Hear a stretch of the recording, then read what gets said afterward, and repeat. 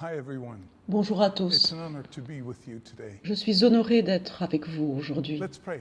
Prions ensemble. Father God, I pray Père, that as we je open the prie scriptures and as we pour listen que to your pendant que nous word, lisons la Bible et que nous écoutons ta parole, que tu viennes et que tu parles à nos cœurs. Saint-Esprit, please open up these words and make ouvre them ces come mots alive. et fais-les Make vivre them rhema words that touch pour our qu'ils lives, touchent nos vies, so that your purposes, Jesus, pour will be que fulfilled. ton projet soit accompli dans nos vies et dans nos cœurs. Au nom de Jésus, nous avons prié. Amen. I would like Je to voudrais read from lire the scriptures in la Bible John 16, dans 13 Jean through 16, 14. versets 13 à John 14. 16, 13 through 14. It's a scripture about the Holy Spirit, where Jesus C'est says about the Spirit un passage that où when Jésus he, nous the parle Spirit du of Saint-Esprit. truth Il nous comes, dit, quand he il will viendra, guide you into all truth. il For he vous will not guidera speak on his own dans toute initiative, vérité, but whatever parce he qu'il ne hears, parlera pas he will speak. de lui-même, And he will il parlera disclose de to ce you qu'il a what is to entendu et come. il révélera He will ce glorify me, qui va se for he passer. will Il va take of mine and will glorifier mon disclose nom it to you. et il vous le révélera.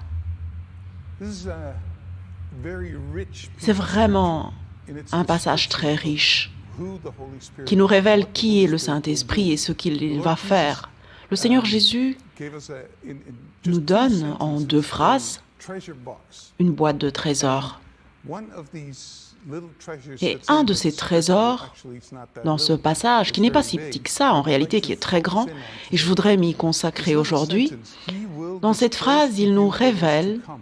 ce qui va arriver. To be honest, every time I read this Honnêtement, scripture à in chaque the fois que je lis past, ce I would passage, dans le consider it passé, to je be pensais about the qu'il future, s'agissait as in Revelation, the de book l'avenir, of comme the dans Bible, Apocalypse, Revelation to John, or the l'Apocalypse things de written in Jean, Daniel, ou ce qui est or the écrit other dans prophets, Daniel the ou far d'autres future, prophètes.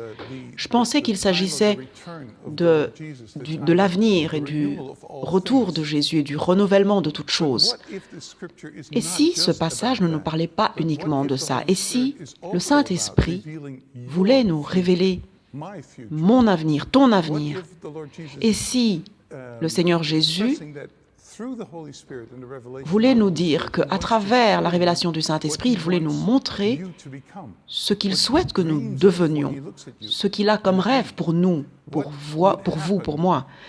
what would it look like if De I quoi ça would aurait become l'air the si je person that devenais God designed me to ce que be Dieu souhaite que completely je in every sois, respect? complètement, I à personally tous les think niveaux? it's both. Je pense The Holy qu'il Spirit s'agit will des reveal the deux future as aspects. in the Je pense future que in le time far away Saint-Esprit for all veut nous mankind. révéler l'avenir lointain, Probably mais even il more wants voudrait to aussi reveal your probablement future, nous my révéler future. un avenir Because plus what personnel. happens Parce que when qu'est-ce he qui se does passe that? quand il le fait? What happens to me is that Ce qui se I passe, see, c'est que personnellement, as far as je I see it, vois, as far as aussi I loin que je know puisse le it voir, yet, but I see something that I am not je yet, vois ce que je ne which suis creates pas a encore, ce tension qui crée une between that tension entre picture cette and image between where I am at. et l'endroit où je And me the trouve aujourd'hui. tension Et cette it's tension, kind of like c'est a presque vacuum comme is drawn. And I don't know un if you vide qui attire. Je ne sais pas si vous avez déjà fait cette If you create a expérience. vacuum Quand in vous créez un in a vide dans bottle, for une example. bouteille, par I used to exemple, have these old milk nous bottles. avions I don't know ces if you've expériences, ever seen them or remember them, but je ne sais pas si they vous had vous this en wide souvenez, opening. une And bouteille at avec school, une the ouverture. teacher Et à would l'école, do le a professeur test. He faisait would, un test, put une a expérience. soft-boiled Il egg mettait un on œuf the top of the dur bottle, and he would cuit create a vacuum et inside en the créant bottle, and un vide the dans la vacuum bouteille, would suck the le egg vide right in. va le That's what vide a vacuum aspirait does. l'œuf. It kind of C'est ce que le pulls vide you fait. Il into l'aspire itself to fill it. pour le And remplir. maybe Et that is peut-être one of the que purposes that c'est the un Lord Jesus des has with us. objectifs que By revealing our Jésus future, voudrait nous révéler. it kind Parce of qu'en creates a révélant vacuum notre between where we are avenir, right now and il where crée un vide entre where he l'endroit où wants nous to nous take trouvons us. aujourd'hui And et it kind of l'objectif draws un us peu plus into that lointain place. vers lequel il nous attire. Now, in that place, we Et need provision. à ce stade, nous avons besoin d'être nourris. Un vide a besoin d'être rempli. Nous avons besoin d'aide. Nous avons besoin d'être approvisionné de manière surnaturelle. Il y a une histoire à laquelle je pense beaucoup quand je lis la Bible. C'est l'histoire où les disciples sont dans un bateau, je ne sais pas exactement ce qu'ils faisaient, et là, il y a un orage et ils voient Jésus marcher vers eux. La première réaction de tout le monde, c'est d'être paniqué, d'avoir très très peur, parce qu'ils se disent c'est impossible. Ils se disent mais qui peut marcher sur l'eau? Moi, je l'ai déjà essayé, je ne sais pas si vous pouvez le faire, mais ils voient une personne s'approcher d'eux en marchant sur l'eau et ils se disent, ça ne peut être qu'un fantôme. Comment voulez-vous l'expliquer autrement? Et quelqu'un dit, non, c'est le Seigneur. Et Pierre dit, Seigneur, si c'est toi, est-ce que je peux venir? Qu'est-ce qui se passe là? Il y a quelque chose à propos de Pierre qui est vraiment fascinant. C'est comme si Pierre l'avait senti un tout petit peu. Il se dit, mais je devrais être là. C'est comme si il m'encourageait à devenir comme il est, lui, Jésus. Et Jésus lui dit oui. Et maintenant, Pierre est appelé à marcher sur l'eau. Mais il a besoin d'être équipé pour cela. Et ce que Dieu lui donne pour pouvoir le faire, c'est la foi. Et avec cette foi, il peut marcher sur l'eau. Et il va vers Jésus et il marche.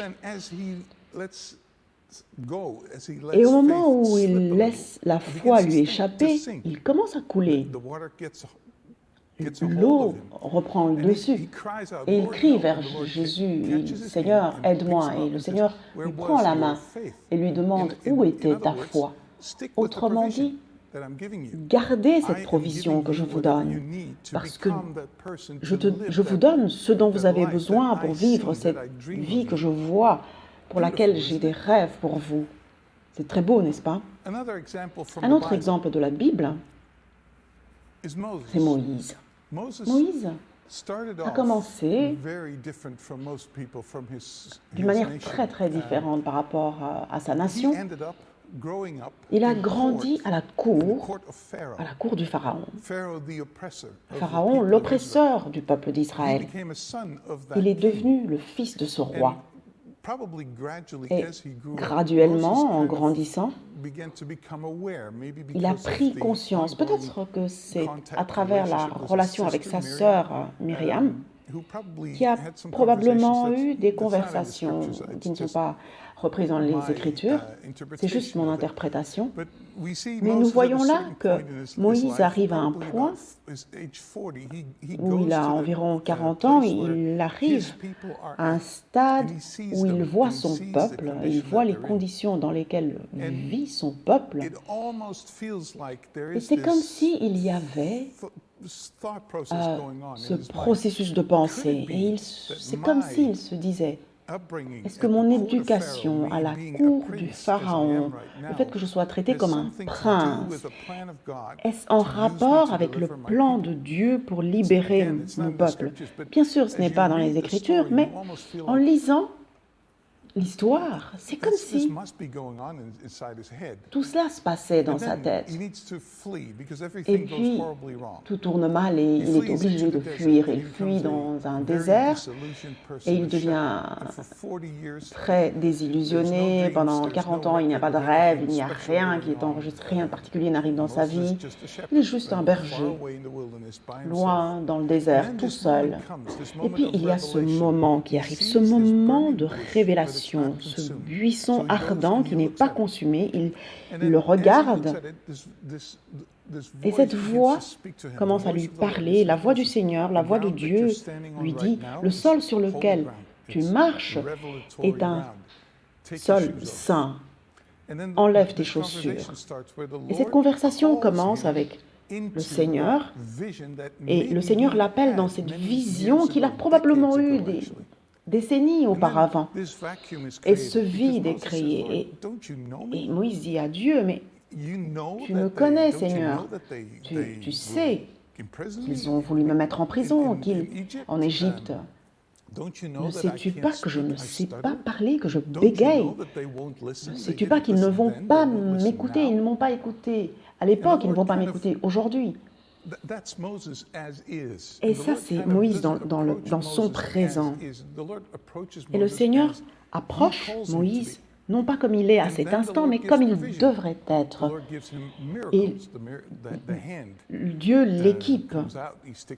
Il met sa main contre sa poitrine et la main ressort en étant malade et il la remet à nouveau contre sa poitrine et elle revient guérie. Et le Seigneur lui demande de jeter son bâton et il devient un serpent et il le rejette et ça redevient un bâton.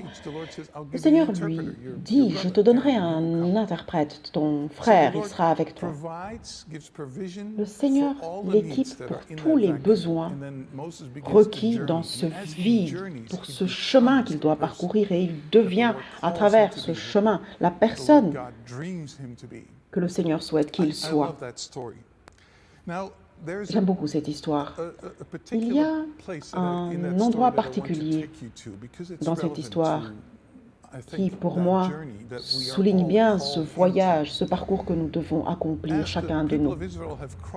Et au moment où le peuple d'Israël a déjà traversé la mer, Moïse est confronté à des situations très très difficiles plus d'une fois.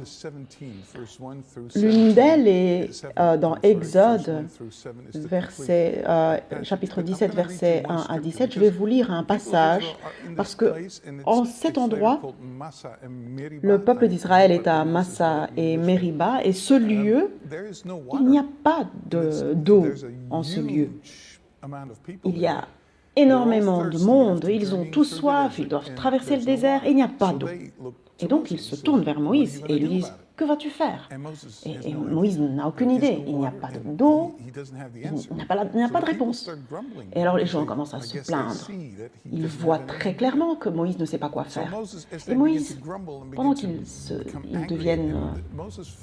ils sont fâchés contre lui, Moïse se réfugie dans la présence de Dieu, dans la tente de Dieu.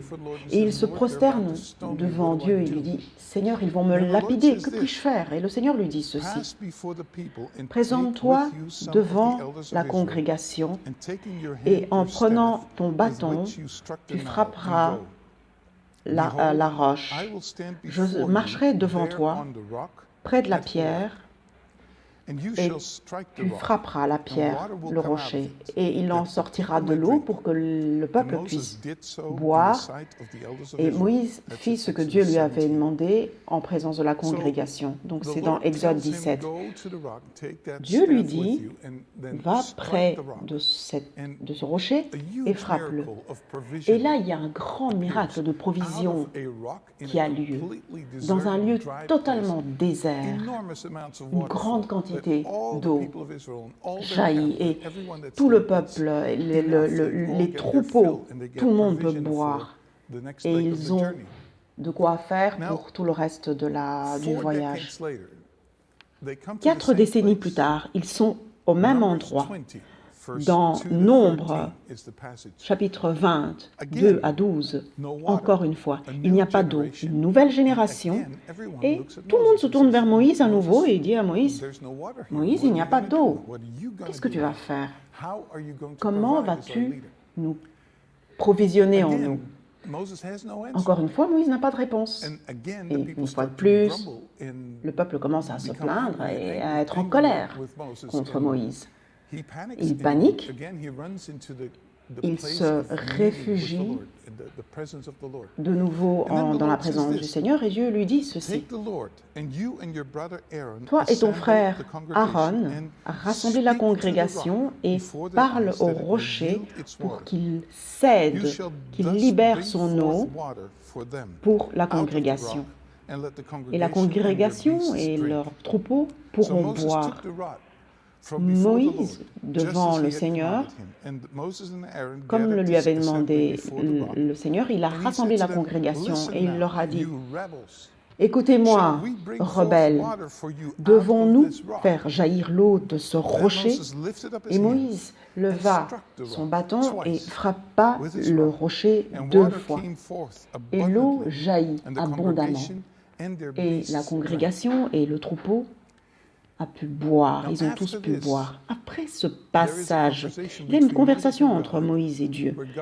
Dieu exprime sa tristesse, sa colère, sa peine que Moïse ait pu faire ça.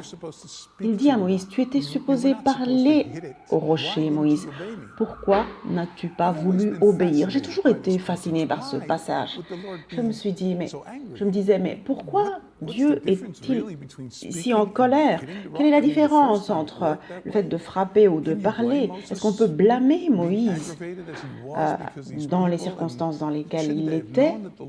Il savait, c'est vrai qu'il savait que le Seigneur allait donner la provision nécessaire, mais le Seigneur insiste sur cet aspect. Peut-être que nous pouvons comprendre un peu mieux en allant un peu plus loin dans la Bible. Par exemple, dans Ésaïe, il nous dit, le Seigneur lui demande de se sacrifier pour que le Seigneur le bénisse et qu'il puisse prospérer. Ésaïe prophétise sur le Messie qui sera frappé. Dans 1 Corinthiens 10, verset 36, Paul donne une explication un peu plus large. Il se réfère au peuple d'Israël dans le désert en disant qu'ils ont tous bu de la même spiritualité parce que le rocher était Christ. Le Christ, l'image que Moïse devait présenter pour toute l'histoire, c'était que Dieu allait donner la vie en frappant le rocher, en frappant son Fils, le rocher de notre salut. Mais le Christ est mort une fois pour toutes nos iniquités.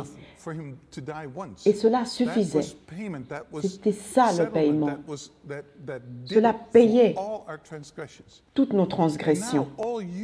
Et ce que nous devons faire désormais, nous, vous et moi, c'est de parler au rocher pour trouver la provision, non seulement pour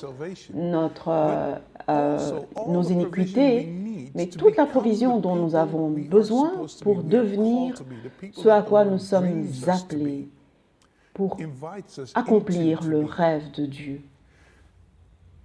Mais comme Moïse, je rencontre des situations qui sont difficiles, des situations où les gens me regardent et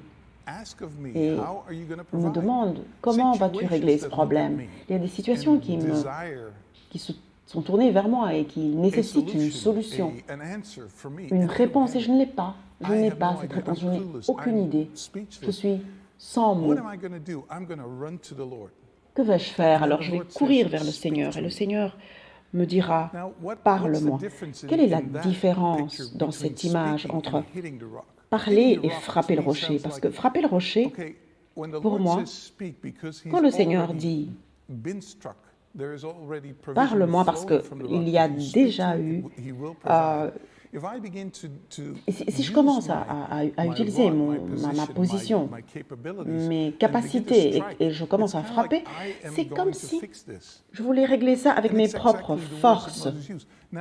C'est exactement les paroles que Moïse utilise, parce qu'il dit, allons-nous vous provisionner en eau, et alors il frappe le rocher. Parce que si je dois devenir ce que Dieu veut que je devienne, je dois apprendre à parler au rocher. Et cela me ramène à Pierre, tout au début.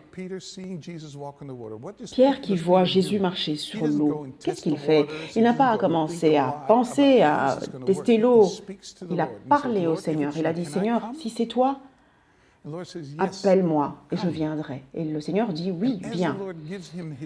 Et au moment où le Seigneur lui donne son oui, il commence à être porté par l'eau et il marche sur l'eau. Maintenant, je pense que cette marche, c'est ce à quoi le Seigneur nous invite. Et nous avons un coach merveilleux qui nous console et qui nous enseigne pendant que nous faisons ce déplacement et que nous traversons ces défis. Parce que le Saint-Esprit est avec vous et moi, parce qu'il veut nous emmener dans la plénitude du Christ. Il est là pour nous donner ce qu'il a payé pour nous, ce qu'il a acheté, parce qu'il nous a racheté. Nous ne voulons pas le frapper ou faire quelque chose de notre propre force, mais nous pouvons simplement lui parler et lui demander, lui dire, Seigneur, si je suis au bon endroit, si j'ai besoin de toi ici, Seigneur, pour pouvoir avancer, et il dira, oui, va et fais ceci ou fais cela, ou va et attends.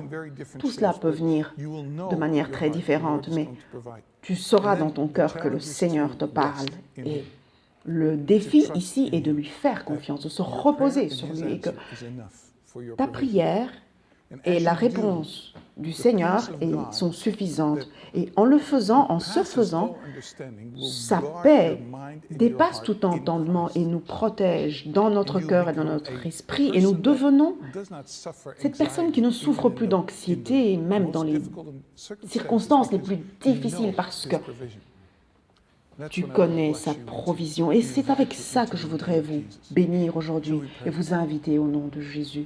Prions ensemble. Père, merci pour le rocher de notre salut, ton Fils Jésus-Christ. Seigneur Jésus, merci pour ce cadeau de grâce, ce cadeau que tu as demandé au Père, de ce merveilleux guide qu'est le Saint-Esprit. Et Saint-Esprit, merci parce que tu nous révèles, tu nous présentes cette révélation de ce que Dieu souhaite pour nous à travers son amour. Nous voulons être audacieux comme Pierre et dans toutes ces circonstances que nous rencontrons dans nos vies. Nous voulons nous demander, Seigneur, est-ce toi? Si c'est le cas, invite-moi. Seras-tu là pour moi? Nous voulons apprendre à avoir confiance dans ton oui. Et si nous entendons un non, soyons capables d'attendre, parce que nous avons besoin de toi, de ta vie, de ton eau, pour couler à travers nous, pour que nous puissions devenir les personnes que tu voudrais que nous soyons, les personnes pour qui tu as donné ta vie. Nous nous bénissons mutuellement pour avoir le courage en ton nom, pour ne pas utiliser notre bâton et créer notre propre provision, mais que nous soyons capables de te faire confiance. Et nous prions, Seigneur, pour que la paix de Dieu, qui dépasse tout entendement, qu'elle puisse nous guider vers toi. Au nom de Jésus, soyez bénis. Okay, what a word from Menno. It was a great word, and thank you, Menno, for this word. We just want to remind you a couple of things. The first thing is the Zoom prayer ministry. Just now, after the service, you can just register and have somebody to pray for you. So don't be afraid, go for it. And the second thing is about the reopening of the church. I would like to insist on the fact that you have to register for these meetings, and you can only register for one meeting in the evening, one meeting in the evening, and one meeting in the morning per month. So it's really important to follow the instruction. So go on the website, register, and I insist you cannot register for several meetings in a row during the month. So God bless you. Have a great week. Thank you for joining us this morning, and we love you and see you soon. God bless you. Bye.